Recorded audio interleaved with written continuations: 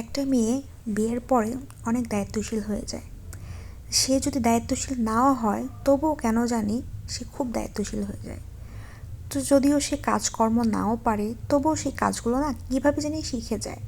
তো সেদিন আমি প্রথমবার শ্বশুরবাড়িতে এসে বিরিয়ানি রান্না করেছিলাম। নমস্কার সবাইকে, আশা করি সবাই ভালো আছেন।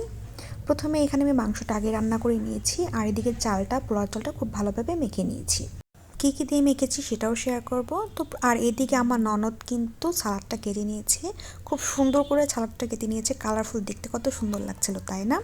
তো এখানে আমি চুলাতে রান্না করেছিলাম, মানে ইটা দিয়ে চুলা বানিয়ে তারপর বিরিয়ানিটা একবারে রান্না করেছি। যেহেতু গ্যাসে এত রান্না হবে না, এর জন্য বাইরে চুলা এইভাবে করে তারপর রান্না করেছি।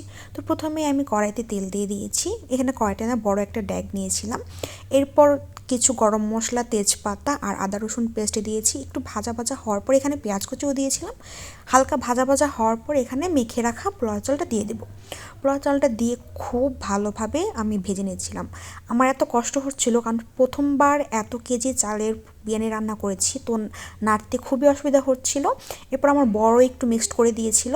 এরপর চালটা ভাজা হয়ে গেলে আমি এখানে গরম জল ফুটিয়ে রেখেছিলাম, ওইটা দিয়ে দিয়েছি। এরপর কাজু বাদাম বাটা আর দুধ দিয়ে দেবো। চালটা যখন 50% হয়ে আসবে তখন আমি রান্না করা মাংসটা দিয়ে দিয়েছি। এখন খুব ভালোভাবে মিক্সড করা। আর এদিকে বলে নিই চালটা আমি কিভাবে মেখেছি। এখানে আমি পরিমাণ মতো চিনি, লবণ, গোটা গরম মশলা, তেজপাতা, ঘি আর সয়াবিন তেল দিয়ে আমি ভালোভাবে মেখে নিয়েছি। আবারও কিন্তু আমি বিরিয়ানির শেষে একটু ঘি দিয়ে দেবো, মানে 1 চামচের মতন ঘি দিয়ে দেবো। তো সব কিছু এভাবে ভালো করে মেখে দিলে হয়তো বা বিরিয়ানির টেস্টও, এটা আমাকে পিসি শিখিয়েছে। আর আমি প্রথমবার 2.5 কেজি চালের জন্য বিরিয়ানি রান্না করেছি, আর এখানে 5 কেজি পরিমাণে গরম জল দিয়েছি। তো এখানে কিন্তু বিরিয়ানি রান্না প্রায় শেষ। আর এদিকে আমার ননদ, আমার হাজব্যান্ড মিলে সালাদ বানিয়েছে। আর এখানে অনেক কিছু সালাদে ছিল, তবে এই সালাদটা কী যে টেস্ট হয়েছিল। এখানে প্রথমে দইটা ফেটে নিচ্ছিল, এরপর সস দিয়েছে, লবণ চিনি পরিমাণ মতন দিয়ে খুব সুন্দর করে ফেটে নিচ্ছিল। এখন তো সালাদ মাখার পালা।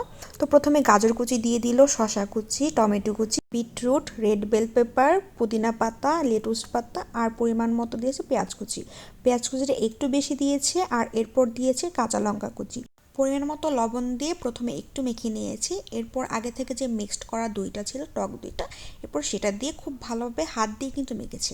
এই সালাডটা কিন্তু হাত দিয়ে মাখার কারণে খুবই টেস্ট হয়েছিল। চামচের সাহায্যে মাখলে হয়তো এতটা টেস্ট হতো না, কারণ হাতের যে একটা টেস্ট, সেটার টেস্টই এই সালাডটা না খুবই দারুণ হয়েছিল।